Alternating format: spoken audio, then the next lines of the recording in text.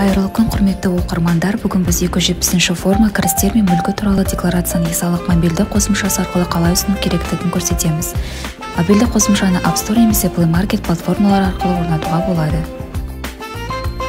Бастапқыда авторизациядан өту қажет. Авторизацияны бірнеше жолмен жасауға болады. Бүгін біз SMS пароль арқылы өтеміз.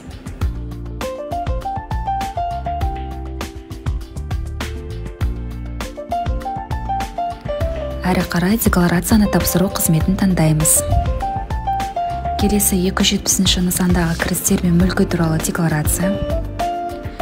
Керек жылды белгілейміз. Декларация түрін таңдаймыз. Тұрғылықты жер бойынша мемлекеттік кірістер органдарын кодын таңдау қажет.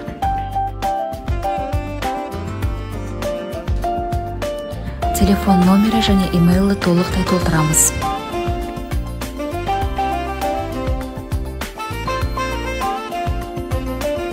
Кірістер туралы мәліметтер және барлық ақпараттарды толтырамыз.